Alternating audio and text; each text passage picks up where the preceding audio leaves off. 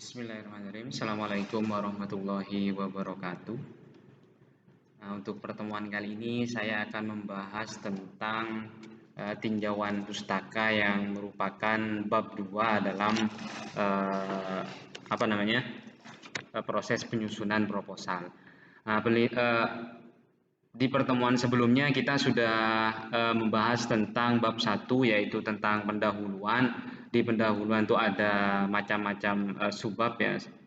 Contohnya misalkan latar belakang, rumusan masalah, tujuan penelitian, manfaat, batasan masalah, terus kemudian kerangka pemikiran. Nah, selanjutnya kita memasuki bab kedua yaitu tinjauan pustaka. Apa sih tinjauan pustaka ini? Nah, kalau boleh saya jelaskan secara uh, pendapat saya, tinjauan pustaka ini merupakan pendukung penelitian kita.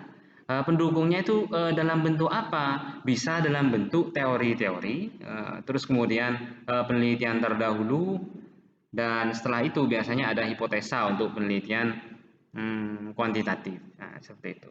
Nah, ini bisa dicek di sini ya. Tinjauan pustaka ini berisi teori-teori atau pendapat para ahli tentang variabel penelitian. Nah, jadi nanti tinjauan pustaka itu otomatis ya harus menjelaskan apa yang ingin kalian teliti. Seperti itu, teori-teorinya seperti apa, penelitian terdahulunya seperti apa. Nah, terutama ya, jangan sampai ya tinjauan pustaka ini isinya ada manfaat. Contohnya misalkan kalian ingin bahas tentang pemasaran misalkan ya, ingin bahas tentang pemasaran tapi isinya tentang MSDM. Tidak boleh tuh. Tinjauan pustaka itu harus sesuai dengan apa yang ingin kalian bahas. Artinya teori pendukungnya apa nih?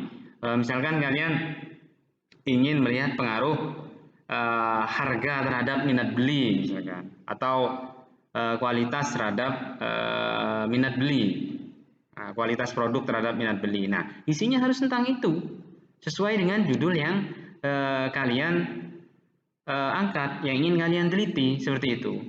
Jangan sampai istilahnya nanti isinya kemana-mana seperti itu. Itu tinjauan pustaka.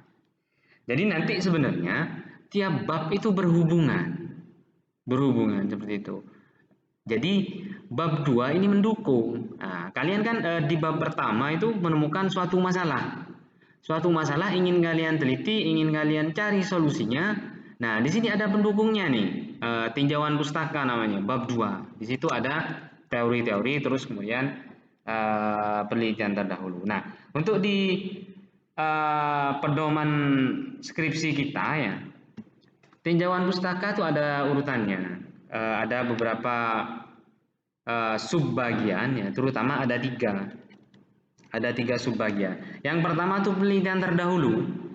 Itu ada boleh dibuat misalkan tinjauan pustaka ini kan bab 2. Berarti subbabnya penelitian terdahulu itu misalkan 2.1 gitu, penelitian terdahulu. Kalian jelaskan.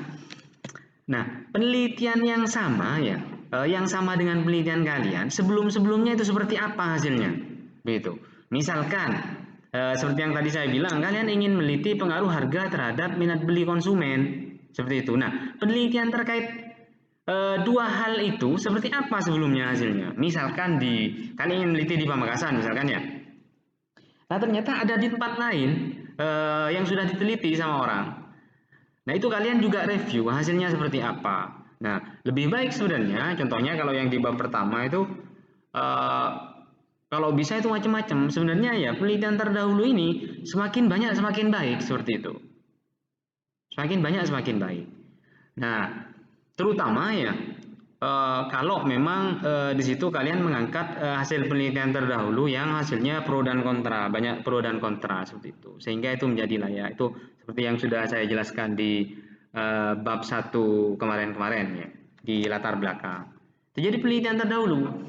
Nah, penelitian terdahulu ini macam-macam jenisnya ya. Ada jurnal. Jurnal itu hasil penelitian ya kemudian diringkas dan dipublikasikan. Itu namanya jurnal. Sementara ada cuma jurnal bisa macam-macam ya, hasil penelitian terdahulu boleh kalian sebenarnya melihat skripsi boleh, di online boleh, disertasi, tesis silahkan, tidak apa-apa gitu. Tapi usahakan apa ya? Saya sering mengatakan ke mahasiswa jangan terlalu berpatokan ke penelitian kakak tingkat, skripsinya kakak tingkat. Coba kalian cari ide yang baru, silakan tidak apa-apa. Jangan yang penelitian itu saja ya. Makanya saya arahkan biasanya terutama kalau ada mahasiswa mengajukan judul atau apa, saya minta penelitian terdahulunya, ada enggak seperti itu. Dan terutama kalau bisa judulnya itu jangan yang terlalu umum, yang banyak sudah diteliti. Gitu. Nah itu akan lebih baik penelitian terdahulu. Jadi penelitian terdahulu itu macam-macam. Ada jurnal tadi yang kayak saya bilang, terus kemudian skripsi dan segala macam seperti itu. Nah saya punya contoh jurnal nih kalau tidak salah. Biar kalian paham ya, karena ada beberapa mahasiswa yang tidak paham jurnal itu seperti apa bentuknya. Nah ini saya punya beberapa jurnal penelitian, contohnya ada penelitian keuangan, MSDM pemasaran. Saya coba buka yang pemasarannya. Saya tunjukkan bentuknya saja. Nah, nih jurnal tuh nanti biasanya seperti ini bentuknya yang umum ya. Diawali dengan judul, terus kemudian penulisnya siapa, abstrak.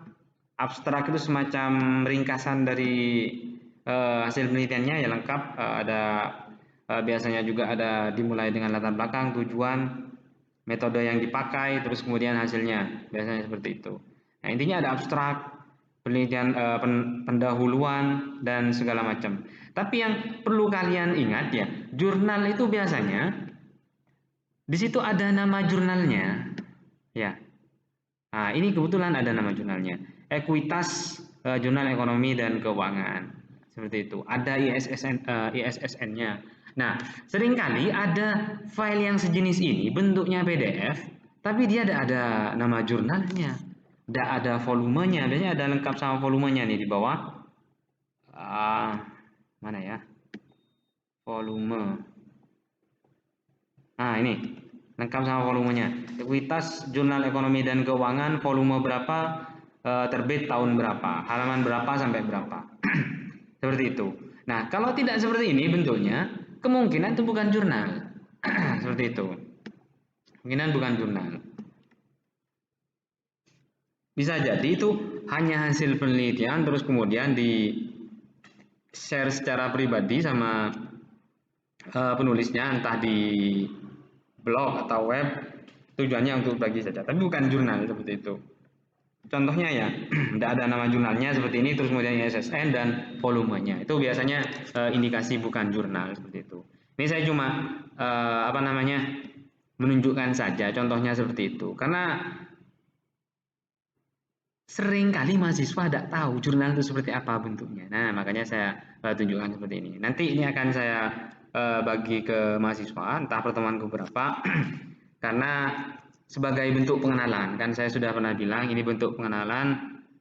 Di penelitian kita akan ada pengenalan terkait nanti jenis penelitian di 3 konsentrasi kita, yaitu ada keuangan, pemasaran, terus kemudian MSDM. Nah, tujuannya kalian bisa belajar itu. Nah, saya lanjutkan ke buku panduan. Subbab selanjutnya selain penelitian terdahulu, seperti yang sudah saya jelaskan sebelumnya, ada landasan teori. Landasan teori. Nah, ini landasan teori yang berkaitan dengan penelitian. Seperti itu. Penelitian kalian apa? Tadi saya sudah contohkan, yaitu contohnya misalkan ingin meneliti pengaruh harga terhadap minat beli konsumen misalkan. Nah, landasan teorinya isinya tentang itu. Seperti itu. Jadi tidak boleh kemana-mana. Nah, kadang mahasiswa sering kali ya, karena dirasa halaman skripsinya kurang sehingga mahasiswa kadang asal ngambil, pokoknya ambil artikel atau apa gitu, atau ngambil dari buku diketik, tujuannya untuk mempertebal skripsi. Jangan ya.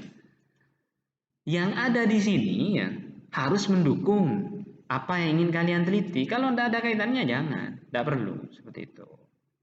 Nah, selanjutnya ya di sini ada subbab terakhir di bab 2 yaitu hipotesis. Hipotesis ini tergantung jenis penelitiannya. Kalau penelitiannya kuantitatif, ya, ingat-ingat kuantitatif, berarti wajib ada hipotesis. Seperti itu. Karena apa? Hipotesis ini berkaitan dengan biasanya rumusan masalah. Ya. Rumusan masalah, ya itu kan bentuknya pertanyaan, rumusan masalah tuh. Rumusan masalah bentuknya pertanyaan. Nah, ini hipotesis ini merupakan jawaban sementara. Seperti itu, dugaan, dugaan. Kalian punya pertanyaan tadi rumusan masalah, terus kemudian hipotesa ini jawaban sementara. Bagaimana bisa kalian punya jawaban sementara? Karena sebelumnya kita sudah belajar ada penelitian terdahulu, terus kemudian penjelasan dari teori. Secara umum tuh jawabannya seperti apa? Nah, itu bisa menjadi dasar pembentukan hipotesis jawaban sementara. Misalkan rumusan masalahnya ingin melihat pengaruh harga terhadap pemasaran. Nah, gitu. Nah, di sini nanti ada jawaban sementara. Karena kalian sudah melihat penelitian terdahulu. Misalkan ya, penelitian terdahulu dikatakan bahwa mayoritas harga itu berpengaruh terhadap pemasaran. Maka boleh kalian membuat hipotesanya. Hipotesanya dibuat seperti itu. Jadi jawaban sementaranya harga berpengaruh terhadap minat beli, maksudnya minat beli konsumen, seperti itu. Nah, seperti itu.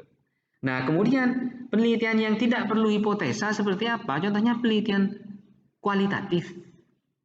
Itu tidak perlu hipotesa, tidak apa-apa. Jadi kalau penelitian kualitatif cuma kalian tunjukkan penelitian terdahulu terus kemudian landasan teorinya apa, seperti itu. Nah, saya rasa mungkin sudah cukup dulu ya untuk pertemuan kali ini. Tidak lupa saya ingatkan ya, tidak bosan-bosan saya ingatkan kalau misalkan ada pertanyaan silahkan, tidak apa-apa. Lebih baik kalau menurut saya silahkan hubungi saya via WA atau grup, itu silahkan, tidak apa-apa. Saya tunggu